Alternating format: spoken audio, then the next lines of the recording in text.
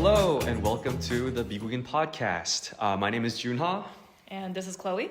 And today we'll be reviewing a book called 한의원의 인류학. So before we get into the book, what did you think about, or what are your personal experiences with 한약, Chloe? Yeah, so that's really interesting that you asked me, Junha. So I had some experience with 한약 when I was younger. So when I was living in Korea, I went to a 한의원 and I got 침, like acupuncture, very regularly, almost maybe twice, 3 times a week. And I also had 한약 prescribed to me. And I feel like it was helpful. I don't really know. Back then I was a little kid. I was like 9, 10, so I didn't really think about it in a scientific way. But I feel like in hindsight, it did help me to grow a bit more than what I was projected to grow. Man, you are lucky because my dad also paid for a lot of 한약 when I was younger. I think I took about 3 cycles, I guess. That makes a lot more sense, right? Because they come in these little packs. And it was supposed to help me with my height and my intelligence, but evidently that didn't work very well. Well, but yeah, like we both had a little bit more differences in how we experienced with 한약. But what did you think about the book overall? Yeah, so I feel like having some personal experience with 한의학 and just Eastern medicine in general, I feel like it gave me a little bit of background knowledge on what the book was talking about. But then after reading the book, I realized that I didn't know that much about Eastern medicine to begin with. I just had experience with it. Right. I didn't know that much about it. And so I found really interesting how the author compared Eastern and Western medicine in a lot of different ways and in a lot of different aspects of medicine. So in medicine, there's like how you see the body, like anatomy-wise. And then there's also like 진단? What is 진단? Diagnosis and how you approach 치료. Right, like treatment. Yeah, treatment. Oh my gosh. Treatment. And so there's a lot of different aspects of medicine. And Right. I feel like the author really tried to compare Eastern and Western medicine in a lot of those different fronts. Right. I feel like majority of the book was based on comparing and contrasting Eastern and Western medicine. And one of the big pointers that we felt in the book, or at least I felt in the book, was its focus on saying that there's different resources and knowledge to be gained from each different type of medicine. So, for example, one of the biggest things that the book talked about was the difference between how Eastern and Western medicine sees the body. In Western medicine, as we already know, it's very sectionalized. Anatomy, we look at the different muscles, the different organs, and each operations of those different parts, instead of seeing as the whole. And one thing that was very stressed about was in the book was the diagrams. In Western diagrams, it's about different sections. It shows us different models. It's very individualized. Whereas in the Eastern diagrams, it's about the flow of energy within the body. So that was a huge difference in how the body was portrayed. And I feel like there's a lot of knowledge to be gained in how we view those kind of things because, you know, in the end, the body is about the culmination and the combination and the holistic operation of every single organ and every single part of the body. And I feel like a lot of Western medicine kind of lacks in that aspect about capturing the whole picture of how the body operates. Yeah, and the way that you see the body is also very closely related to how you treat certain diseases and how you look at certain diseases. Right. And so I think one of the main differences between Eastern and Western medicine also was treatment styles. In Eastern medicine, you use acupuncture, but the role of acupuncture isn't to, like the acupuncture itself isn't fixing anything. It isn't treating anything. Right. Rather, it's kind of being inserted into the body so that the flow could be maneuvered in a way that helps the body. Right. So the acupuncture is being used to help heal the body. It's not healing the body itself. While in Western medicine, I guess a good form of comparison could be like syringes. Right. Or like shots. Right. So you get a shot, but in this case, the shot is the one that's helping you heal. And it doesn't really have to do anything with the flow. Right. Or like rewiring the flow of your key. It's just the shot, the medicine itself in the shot is what's helping you get better. Right. Yeah. And I guess like to summarize that in a bit more concise way, the effective agent for the shot is what's in the shot, like the different types of medicine in the shot. Whereas in the acupuncture sense, the effective agent is the body, right? So you're not adding anything new. You're just disrupting the flow of energy within the body in order for it to correct itself. Yes, exactly. Yeah. One thing that I really want to talk about was the position of Korean medicine within society. Was the conception and position within Korean society. So Arthur Kleinman talks about the different healthcare sectors within the healthcare system. So he talks about the population sector, which is very individually, family and society based. The folk sector, which is the more aspect of Korean traditional medicine, I guess, or just traditional medicine. And the professional sector, what we view as the traditional Western medicine sector. So there's a lot more stress on the patient-physician relationship, the patient's role, and it's going to be how we analyze Western medicine as a whole in this podcast. So one thing that the book really stressed on is the fact that in contrast to countries like China and Japan, Korea has its own individualized, industrialized, and separate system for Korean medicine than Western medicine. Whereas in China, it's very intermittent or intermingled with Western medicine, and Japan, Western medicine as a whole has overtaken the position of traditional medicine. Yes, yeah. So in that aspect, I think Korean medicine is pretty unique, but I think I was really wondering about the difference or its position within population, folk, and professional sectors. What do you think about its position? I think Eastern medicine in general in Korea is very much of a well-established, a professional part of Korean society. Right. And I feel like a lot of Western countries might not share the same viewpoint because of the whole perception of Eastern medicine and how some people think that it's pseudoscience and that it's not really effective. And so I feel like it would definitely differ. The way that Western countries see Eastern medicine would definitely not be the same in like Korea or like how Korea sees Eastern medicine. Right. I definitely think that in Korea though, Eastern medicine, like 한의학, is of the same caliber and of the same respect, of the same professionalism as 서양의학, Western medicine. But I don't think Western worlds or Western countries would see it that way. I also wanted to talk about the efficacy of Korean traditional medicine. So if you look at a lot of resources online, such as the National Institute of Health and the National Health Institution, which is kind of similar, kind of funny. But although there isn't like a specific genre or a specific set of studies that focus purely on Korean traditional medicine, there is a lot of studies on traditional Chinese herbal medicine, which I think are pretty similar enough, although not exactly the same. But I feel like they serve as pretty effective proxies when talking about one another.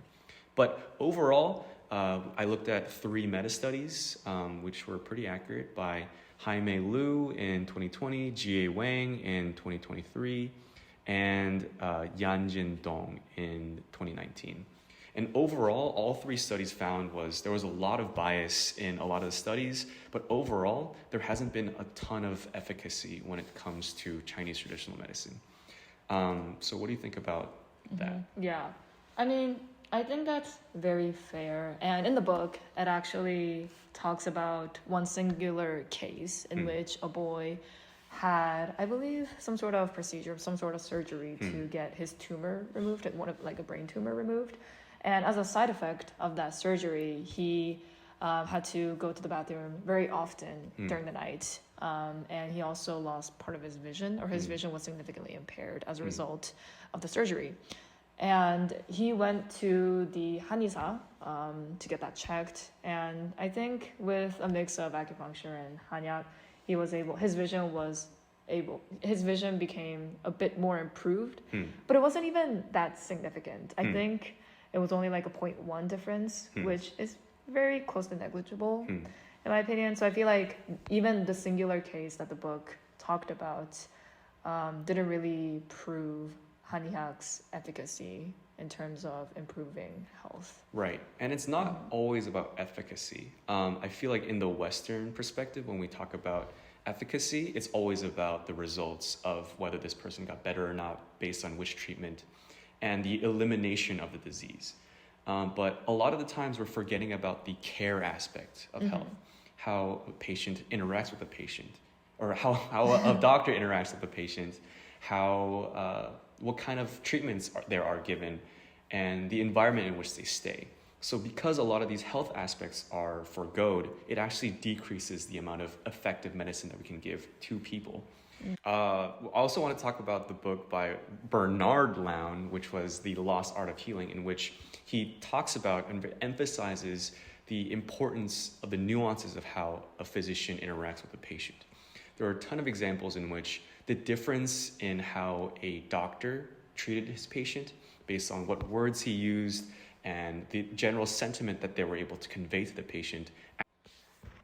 Okay, so I want to make the connection between, it's not always about, the efficacy of treatment. I feel like that's how the Western world and Western medicine views medicine, where it's, you have a disease, we need to eliminate that disease, and therefore your opinion and your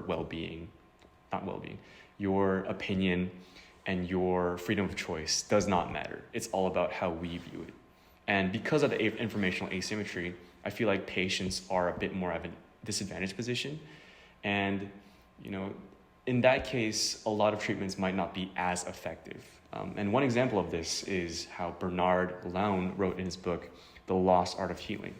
In that book, he discusses a lot about how the nuances between patient and physician relationships play a huge role in the outcome and well-being of that patient. For example, when Robert or Bernard Lown talked to a patient, or he witnessed some other doctor talk to a patient in a very negative way, it actually made the patient more depressed and ended up causing his death. Whereas in another example, he talked about it in a very positive light, and that actually gave hope to the patient and actually increased his outcome and well-being. So I feel like a lot of that sense is encapsulated within how Korean medicine interacts with their patients.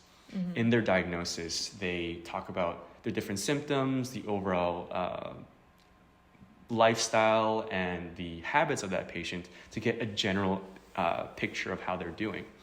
In Korea, there's this very famous phenomenon called 삼분진단, right? Where it's like, you just come in, doctor looks at you, says, okay, you're good, or you're not good, this is what you need to do.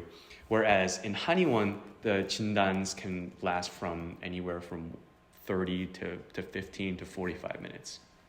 So I feel like that stressing of how you interact with the patient is pretty well represented within Korean medicine. Additionally, I want to talk about how diagnoses are fully made, in that the final decision as to whether that patient has a diagnosis or not is completely based on what the patient feels in Korean medicine. Whereas in Western medicine, the doctor interprets different numbers, such as blood pressure, glucose levels, in order to make that diagnosis. So I feel like there's a very clear power difference between the patient within these two frameworks. Yeah, I definitely agree. And I feel like, to summarize what you said, I feel like one of the terms used in the book it would go really well with what you just explained. It's 선행하는 틀 versus 후행하는 잣대. So 선행하는 틀 is what the author used to describe how Western doctors make diagnosis and get a general glimpse of the patient. So they have all these different quantifications. They run all these lab tests before they even see the patient. They get their glucose levels, their cholesterol levels, their blood pressure, and all these quantifications make for a framework as to which they make a diagnosis. So even before they start talking with the patient, they already have a general idea of what the patient has, just on numbers and quantifications alone. While Eastern medicine, as you were saying, they don't have any quantifications beforehand.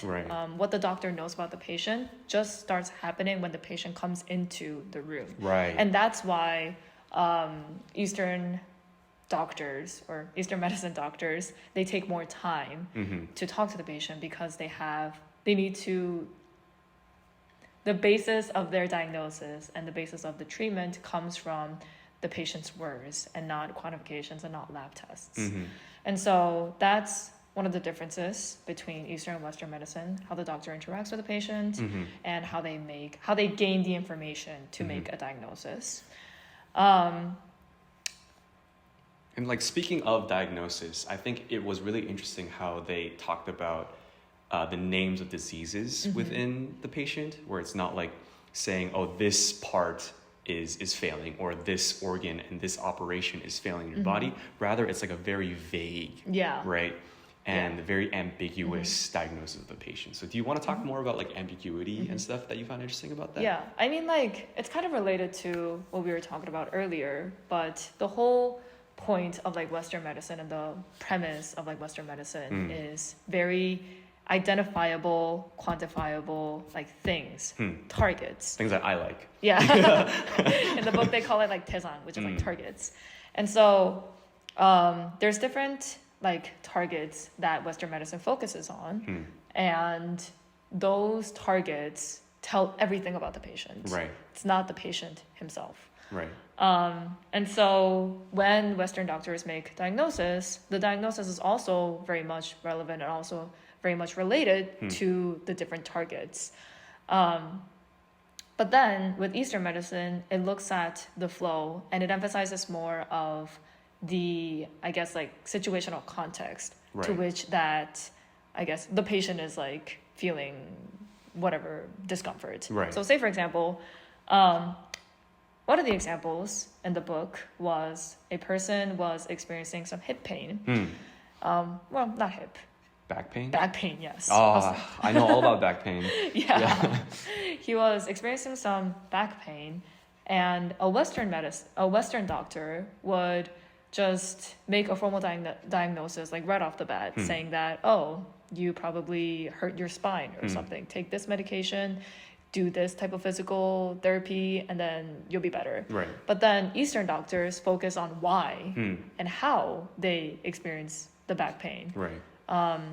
There could be different forms of treatment based on if the patient experienced back pain as a result of like moving things, like maybe like moving a really heavy box and lifting a heavy box, or they like fell off the stairs. Right. There will be different forms of treatment in Eastern medicine because Eastern medicine focuses more on the flow and the situational context with which the damage has occurred.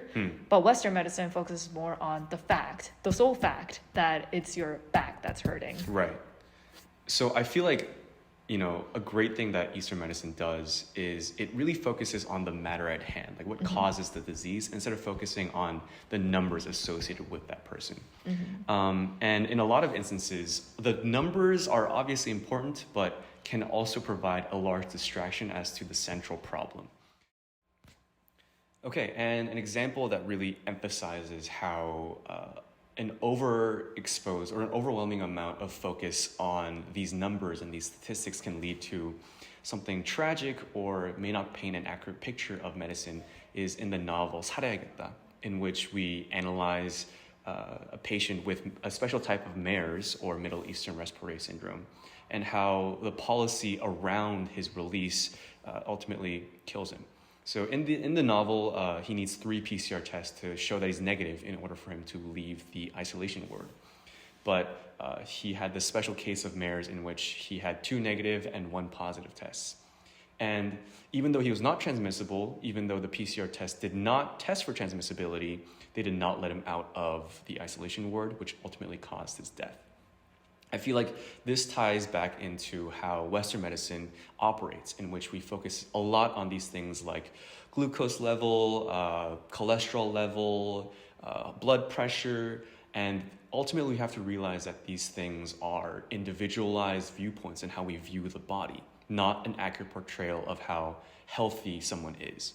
And I feel like Eastern medicine does this in a very different way, in which we analyze the body holistically, their habits, what they eat, how they live, how they interact with the world, to give a much more wholesome view of how the body operates, and therefore can kind of penetrate and pinpoint and treat the diseases in a much more active way.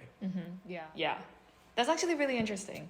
I think that just is an explanation of how Eastern and Western medicine treats and sees the body differently.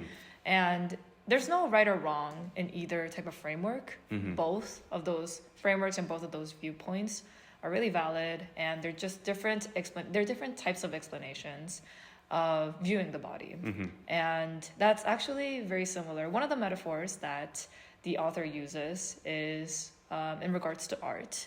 So in art, there's different ways to view and paint objects and scenery. And two of those types are like realism and impressionism, which the author talks about in the book. The author makes the case that realism is more similar to Western medicine in the sense that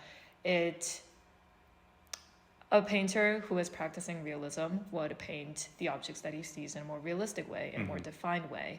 Every object that he sees would be very concrete and would be easily identifiable as the objects that they are. But then artists who practice impressionists, they would see objects in a more ambiguous and a more unclear, holistic way. And so if they were to paint, I don't know, the starry night sky, then they would mix maybe some of the clouds and the moon or the mountains that they see in one, instead of it being defined as the objects that they are. So I feel like that's a really interesting metaphor. That's a really interesting way to compare the difference between Western and Eastern medicine, because Western medicine, it just focuses on the different targets, the different statistics, the different components of the body itself. Right. But Eastern medicine is more about the holistic body and the flow of the person. Right. And I feel like another important aspect was based on the ambiguity or the level of ambiguity between the two different systems. So for example, Western medicine is saying, oh, you definitely have this, or you have a blood pressure that is this, and very objectively is able to declare those kind of things.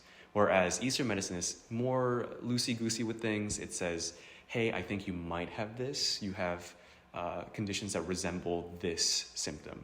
And I feel like the level of ambiguity that is permitted between the two systems is very stark. But one thing that I personally don't really like in terms of medicine is ambiguity. Like, I want to be sure that I have this disease or this number. But what do you think about ambiguity? What are your personal takes on it? I think ambiguity, I'm kind of like in a similar boat as you. I don't really like being ambiguous when it comes to something as important as my health. Right.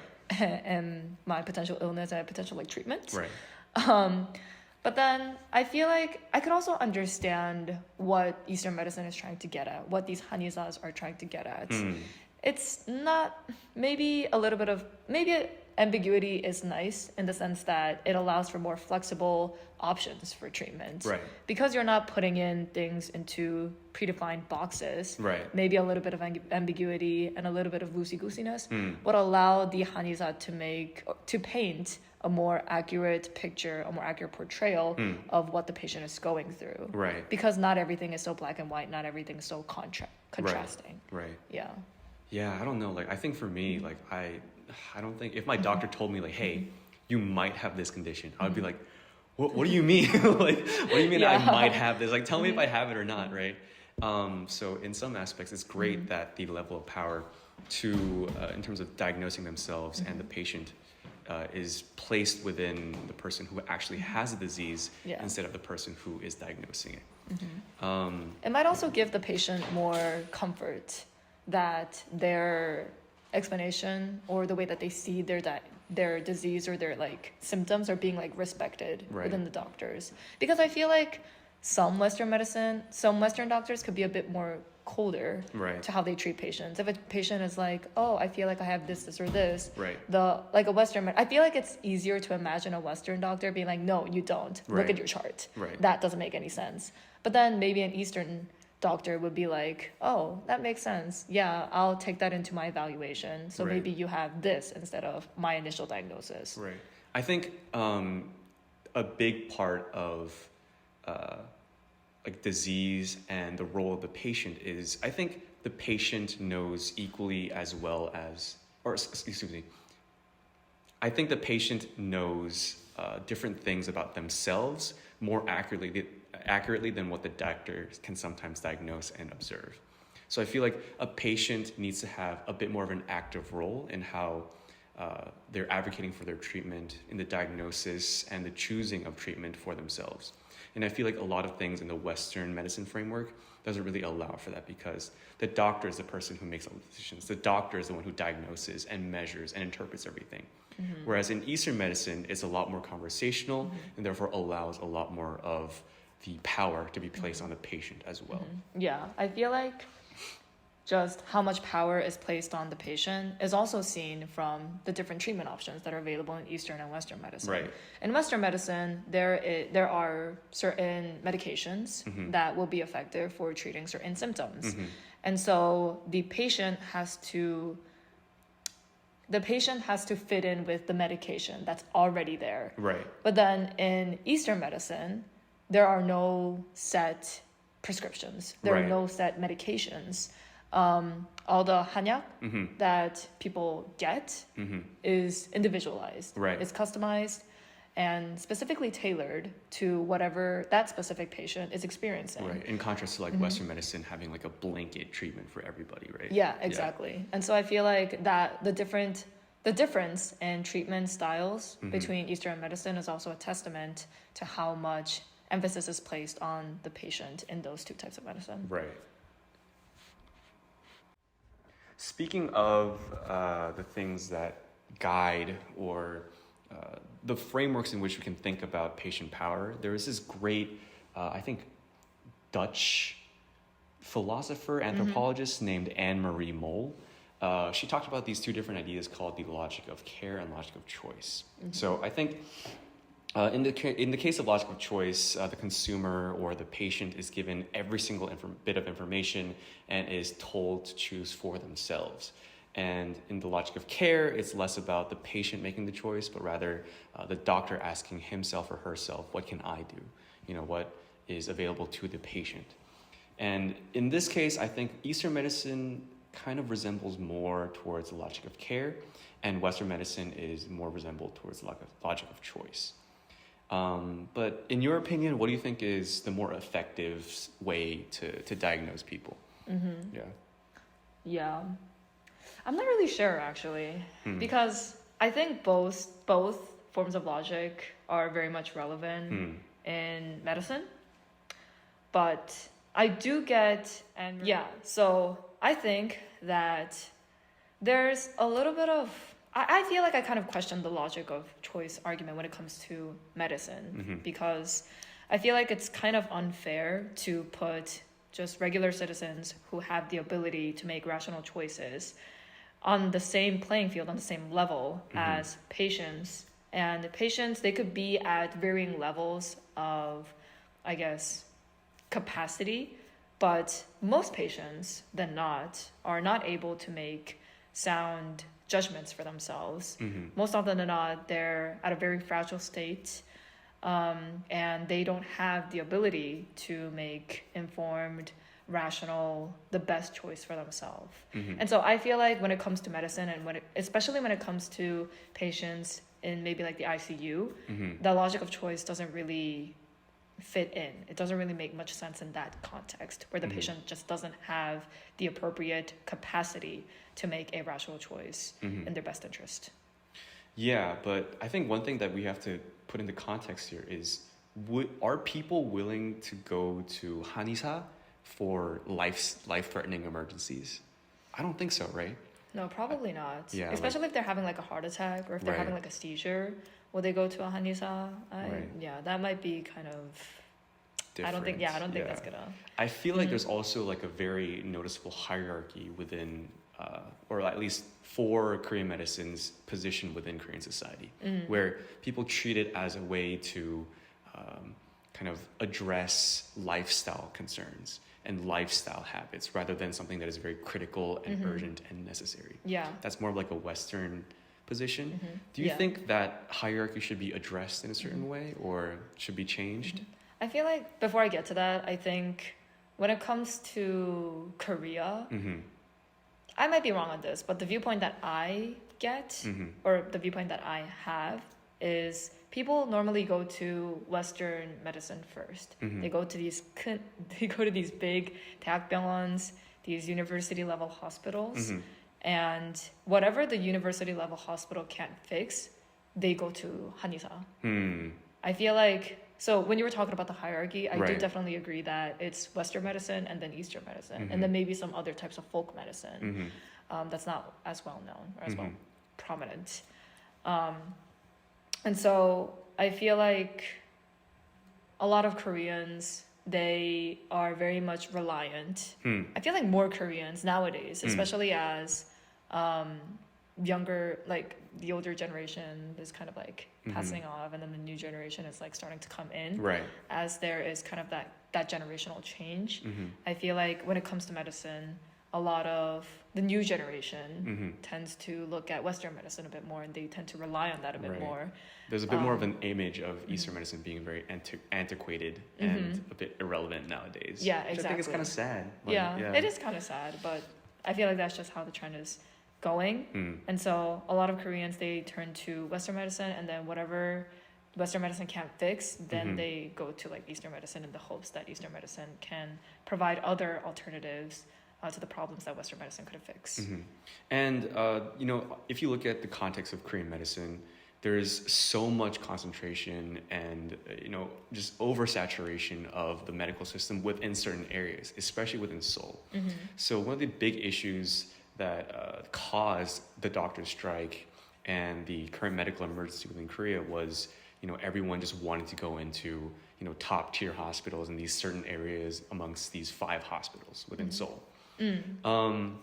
But I feel like Eastern medicine can be a great alternative to those things, right? Maybe if you're not into like the local clinics that practice Western medicine in your area, I feel like Eastern medicine, because it addresses so many aspects that are outside of Western medicine and can more attend to a bit more less serious cases, it might be a way for us to kind of lighten the load on these larger hospitals. Yeah. Right? It could definitely be a way, but then I am having doubts about the feasibility in which that could be accomplished.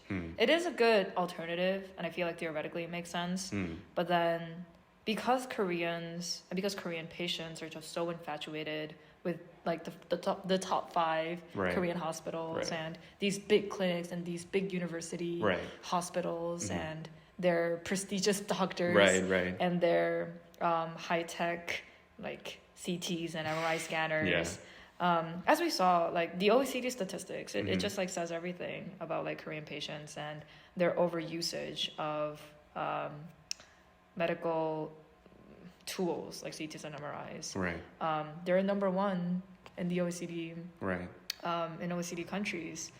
Their usage of these medical technologies. And so I feel like that kind of shows Korean patients' obsession and emphasis with Western medicine and high-tech technologies and tools. And so I feel like, although theoretically having more Eastern medicine and having more like Eastern medicine clinics could be a good way to kind of lighten up the load in Korea's medical system, I don't think a lot of Korean patients would buy into that and would go along with that policy. It's just not realistic, given the fact that a lot of Korean patients rely on Western medicine already. And I think, you know, that issue about like there's like being in like an oversaturation and things is not exactly reflected within the States, but there is a huge hole in like the wellness side of things. I don't know if you heard about like the wellness healthcare thing in the US. Are you aware about that? Not that much. But it's essentially saying that apart from established institutions and our original thought about healthcare, for example, like surgeries and like medication, things like that, people require and desire another facet of health, which is called wellness. So things like, you know, aromatherapy, things like bath salts, exercise, yoga, and things like that are all intertwined within wellness, right? And I feel like that is pretty closely related of how Eastern medicine is portrayed within the book. right? Whereas it doesn't really address like life-threatening diseases or like life-changing surgeries, but it addresses the more day-to-day habitual things that we do, right? Yeah. So I feel like kind of transforming Eastern medicine into something that targets a bit more like wellness might be able to lighten the load on a lot more like kind of smaller, more social problems, habitual problems, right? Yeah, now that I think about it, I feel like if you use Eastern medicine as a way of like preventative medicine, right, as a way to like strengthen preventative medicine, right, then I feel like that might fly, that right, might work. Because as you said, a lot of things with Eastern medicine do concern more of the day-to-day, like right, habitual things, maybe like indigestion, right, or maybe like insomnia, right, things like that, instead of like more acute matters. Right. And so if you see Eastern medicine as kind of something like meditation or yoga, right, something that's more wellness-centered, right, then you would be able to prevent maybe those more acute, more like high-risk diseases right, from happening in the first place. Yeah, because like the thing that I view about Western medicine is that it really focuses everything on the acuteness, right? It focuses everything on the symptom, on like the results, the medicine that you give, not about like the causes and the general well-being of that person to prevent further diseases from happening, right? So I feel like, yeah, like it's very important to look at the acute issues, but it's also equally important to talk about and analyze the lifestyle issues that are associated with these kind of things, right? So I feel like if we were able to combine like the focus and the cutting edge technology and science of Western medicine with the more lifestyle and wellness focused Eastern medicine, it could really create a comprehensive and effective way to practice medicine within Korea at least. Yeah. And that's the whole point that the author was trying to make, right? Right. That there isn't just one type of medicine that's right and then one type of medicine that's wrong. Right. By understanding these different types of medicines and the way that they view the body, the way that they treat the body, that's how you're able to come up with a more comprehensive, a more accurate view of seeing the body and treating diseases overall. So it would just be more beneficial, more accurate, and it will create like better health outcomes for the patients. Right. Okay, but now that we complimented the book so much, let's go into stuff that we didn't really like about the book. So did you have anything? Well, some critiques. Well, I definitely feel like one question that I had is how much the author downplayed or undermined the industry of Eastern medicine in Korea. I feel like because the author focused too much on comparing and contrasting Eastern medicine with Western medicine, relatively speaking, Eastern medicine is definitely way much of a smaller industry, right, just in Korea and just internationally, worldwide, like globally in general too. It doesn't have as many like clinics, it doesn't have as many stakeholders as Western medicine. But then Eastern medicine in and of itself is also a pretty big industry in Korea. Right. It has like there's so many different types of Eastern medicine clinics and different types of hanbangs. And also there's different stakeholders that are involved in Eastern medicine too. It's just not as much as Western medicine because Western medicine has all these pharma companies, they have all these researchers that engage in scientific research, and they have the doctors, they have the nurses, all the healthcare workers, and so it definitely has way more stakeholders, but that doesn't mean that Eastern medicine doesn't have that many holders, right, and it's not big in Korea. It still is a very big industry, and so that's one thing that I kind of questioned and I kind of had doubts about. Yeah, I mean, like, I feel like a lot of the things that the book talked about, because it was trying to compare and contrast Eastern and Western medicine so much, was that it really talked about almost caricatures of each of these different styles, where Eastern is so informal and calm, and like, you know, they take so much time to talk to the patient and address these things, and it's not industrialized at all, right? And I feel like I've had a lot of instances in which I interacted with han의원, and it was not that case at all. It was kind of short, it was very scientific, it measured my blood, and et cetera, et cetera. And in terms of Western medicine, they described it as very short, very rigid, very unemotional, whereas my personal interaction with doctors has been very warm, very emotional, very lifestyle focused, and overall pretty nice. Yeah, I agree. Yeah. So in some ways, I feel like the book is almost demonizing Western medicine a little bit, and a little bit, uplifting Eastern medicine a little too much. Yeah. There's definitely some drawbacks and Yeah. positives of both. There's no reason to make it that extreme. Yeah, this book I definitely feel like favored Eastern medicine more. Yeah. And it really drew very stark contrasts between Eastern and Western medicine. Right. It described the Western doctor as just looking at the monitor, not even looking at the patient. Right. Maybe just like short glimpses here and there, but not even caring about the patient, just looking at the monitor, looking at quantifications. And then it described the Eastern doctor as someone who's a bit more warm, someone who like touches and like tries to like care for you and tries to get all these things about the patient, when that might not be the case in all clinics and all offices. Yeah. And I feel like even in, I don't know, my experiences, most clinics and most doctors, that hasn't really been the case. Yeah, but that's just me. Yeah. So what do you think? Like, would you be willing to go to like an Eastern medicine clinic or a Western medicine clinic anytime soon?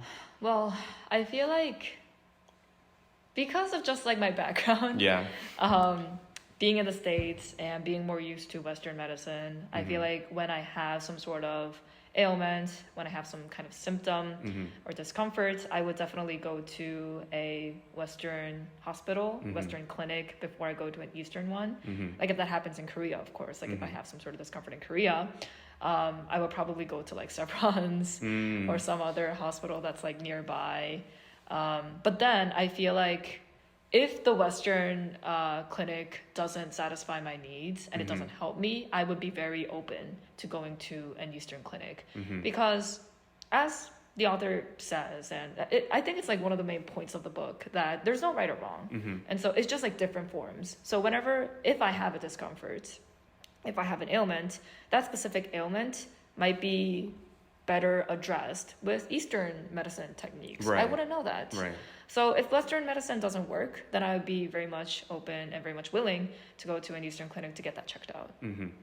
I think for me, something that always really bugged me was the fact that there is no substantial scientific basis behind Eastern data. There's been a ton of research studies made by the Chinese government, a lot of independent testing agencies to try and prove the efficacy of Eastern medicine, but the fact that it has no repeatability is a bit weird to me.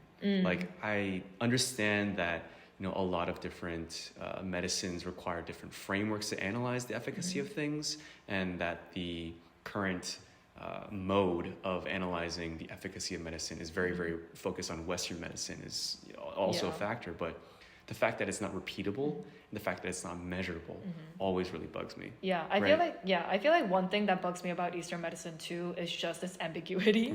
About how qi, which is one of the main things that Eastern medicine is based off of, it's one of the main concepts in Eastern medicine. Qi doesn't have a concrete definition. And a lot of the disease names also don't have a specific definition to it. There are certain disease names, but then it's all very ambiguous and it's all very holistic. And so you can't really put your finger down. You can't really pinpoint what these different disease names or what these different terms used in Eastern medicine really mean. And so if you can't have concrete definitions to these terms, then how do you form a field with it? How do you form a practice with it? I feel like it might be because we're too used to the standard of Western medicine that we need to like know about these things exactly, whereas instead of like viewing them in like a very like total way where it like analyzes your entire body and the flow of energy within your body. But I don't know, maybe I'm just too American. I just can't get past it. I mean, we are the 미국인 podcast. That's very true. So that is very, very maybe true. it just makes sense that we don't understand Eastern medicine as well as Western medicine. So another thing that I wanted to talk about was the concept of medicalization. The author says in the beginning of the book, very early on, that our grandparents' generation, or even our parents' generation, they weren't born and they didn't die in hospitals. They were born and they died in their houses. And so the concept of going to hospitals and using health services is a very recent thing that happened in Korea. Yeah. And I feel like medicalization kind of hit Korea hard. I feel like medicalization and going to hospitals that often isn't really common in like America, Right. Where we're from. And even in the OECD statistics, it shows that Koreans, they have some of the highest numbers of visiting hospitals and doctor's visits in general. Right. And so I feel like that just shows how much medicalization happened in Korean Right. society and how much of a prominence hospitals or Western hospitals have had in Korean society in Right. the past couple of years. Man, I feel like there's this obsession with like Koreans and healthcare, right? Where it's like even if you're like a little bit sick or if you have some sort of issue that you want to take care of, you just go to the doctor straight away. Yeah. And I feel like, you know, it's also because there's such a low hurdle to, you know, going to the doctor's hospital because you can just go there immediately and it's cheap, right? But what's stopping those same people from going into like 한의원's and things like that, right? I feel like there really isn't any. And I feel like a lot of instances within 한의원's that at least I've observed so far is that in a lot of cases, going to the 한의원 is more expensive than going to regular hospitals. Yeah, Yeah. maybe. Yeah, I feel like 한약, I'm not sure if it's covered by insurance, but I'm assuming that it's not. Yeah. And so it would definitely be more expensive to get 한약 prescribed to you compared to if you were to get if you were to just get like regular like Western medicine, some like pills, Right. some medications. And I feel like majority of the hospitals here are, you know, at least compared to the States, a lot more public, right? Because, you know, they don't earn, or doctors don't earn a ton of their profits from like the patients or like the general medical system. They like rely on the distribution of, you know, medical insurance in order for them to earn their wages. Whereas in the States, obviously it's like a lot bigger and it's all based on insurance and yada, yada, yada. But I feel like in terms of Eastern medicine, it's a lot more commercial, right? So you'll see a lot more ads to get, you know, some sort of like 청심환 here or Korean traditional medicine here. And I understand the commercial success behind it because it addresses that obsession that Koreans have into getting medical treatment, right? Yeah, and that's part of the reason why Korea is having this whole medical crisis in the first place, right? Because of Koreans' obsession with health. Right. And this overusage of healthcare. Right. It's not just the doctors, it's not just the healthcare workers Right. or the medical students. It's a big part of this crisis that Korea has. It could be attributed to the patients who are so obsessed with health and they just want more and more healthcare. Right. So let's say, you know, in like 2025, there's like a huge study that says, okay, like Korean medicine is, you know, shown to have like very, very minor effects on improving patient health. Yeah. And they suddenly put it into the Korean insurance system, right? Do you think that would be a good idea? Or there was a debate as to whether they should put in the system or not. Do you think that's a good idea? I feel like it would definitely lighten the load that the Korean medical system is having. Because I feel like it's not that easy to change a whole people's viewpoint about health. Right. Like, this isn't just individual Koreans that are obsessed with health. Right. I think it's just the The whole like culture. Korean, Yeah. it's just the culture. It's just the Korean culture to be so obsessed with health and to always go to the doctor when there's even like a very minor inconvenience. Right. So it's because it's really hard to change a whole culture.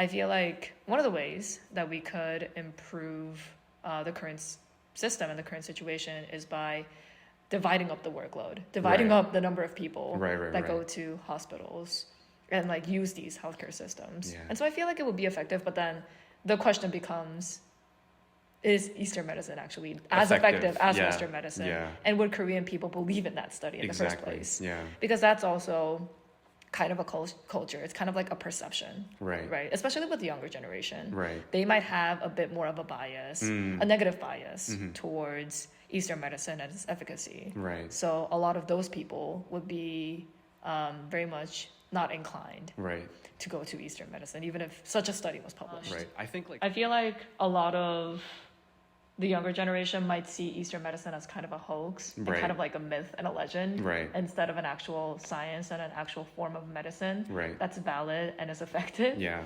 I just like there's too much of a commercial smell to Korean medicine. I feel like.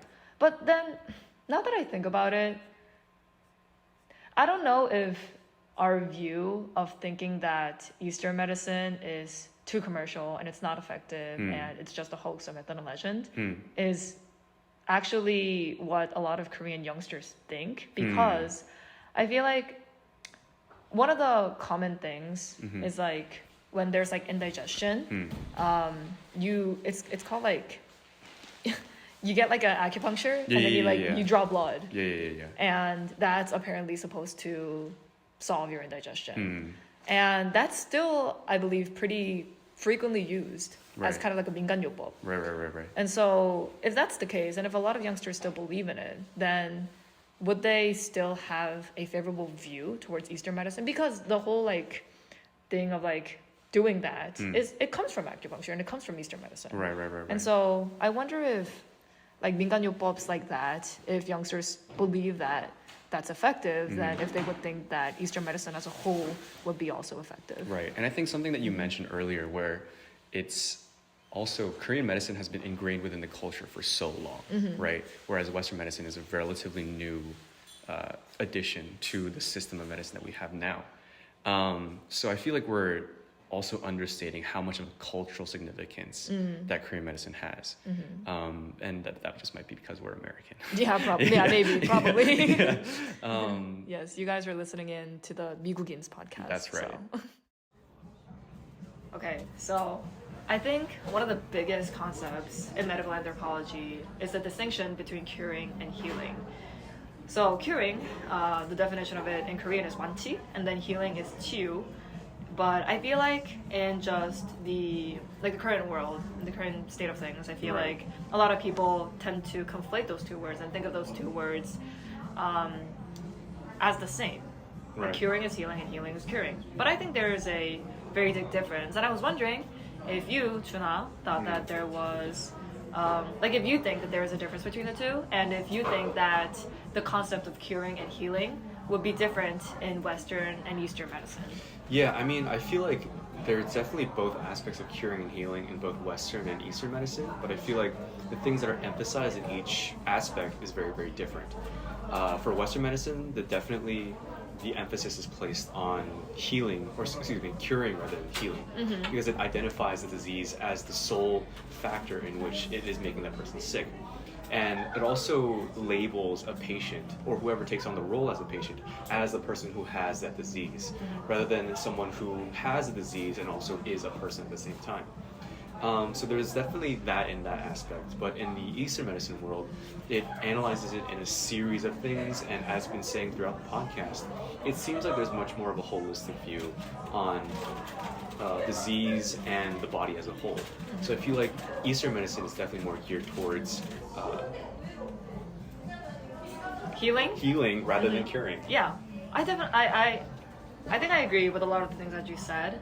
But then I think one thing that we should kind of distinguish is that there is no such thing as curing. I feel like contrary to just like popular belief, I guess, you can't really be completely cured. Like being cured of something means that you go back entirely to the state that you were before your ailment. Right. But then, like take COVID for example. Right. Would your immune system be the same as before you contracted COVID? Probably not. Right. Your immune system probably came up with a lot of like antibodies and had specific immune system responses to COVID. And so after COVID, your immune system would never be the same as before you contracted COVID. Right. And the same thing goes for like a broken leg. Like if you broke your bone, God forbid, even if your bone heals, you probably wouldn't be able to go back to the same level of like flexibility or like comfortability as before you broke your bone. And so I feel like it's really important to know that there really is no concept, like true concept of pure healing. Yeah, pure curing. Oh, Pure sorry, curing. pure Yes. curing, yeah. Even us, we're getting confused. And so, In your opinion, what do you think is more important, curing or healing? I think healing is more important because healing is defined as going out of the state that you don't want to be in. Right. And so it's very similar to our perceived notion of curing. Right. But then I feel like curing is more like complete. It's more of an ideal, actually, Right. that we cannot attain. So I feel like if we focus our attention on healing, then we would somehow get closer to the ideal notion of curing. And so I feel like there should be more emphasis on healing than curing. Right. And I think to bounce off of that, I think curing is an ideal, and healing is more of a practicality issue. If we were able to completely cure somebody back to their original mental state, back to their original form, back to their original physical health, that would obviously be ideal in my case. However, I think in terms of what's more realistic, as you mentioned earlier, no one can be completely cured. So in order for someone to effectively practice good medicine, healing is the only way to really holistically impact everything, while also at the same time like making their symptoms a little bit better. And I feel like this kind of goes on to a larger issue in that modern medicine, especially Western medicine, because it focuses so much on curing rather than healing, it might lead to a lot of extraneous practices or harmful or invasive practices that might not be necessary in the context of healing. And we talked a lot about things that are associated with curing that might not be that helpful. For example, diseases that are caused by hospitalizations and that are caused by the hospital, because of its obsession to try and cure the patients. So it actually has like a negative impact on Right. the patient's health and the patient's like healing process. Right. Because I feel like if we focus too much on curing and being completely reverted to the state that we were before the ailment, then it's just not. It actually has like a negative impact. Well, we made a lot of good points, and I really like a lot of your points, Chloe. Yeah, no, I really like a lot of your points too, Chino. We slayed so hard. Yeah, we We're slayed amazing. pretty hard. We slayed pretty hard. But tune in next week for another episode of the 미국인's podcast, and we'll see you next week. Yeah, we'll see you next week. Bye, guys.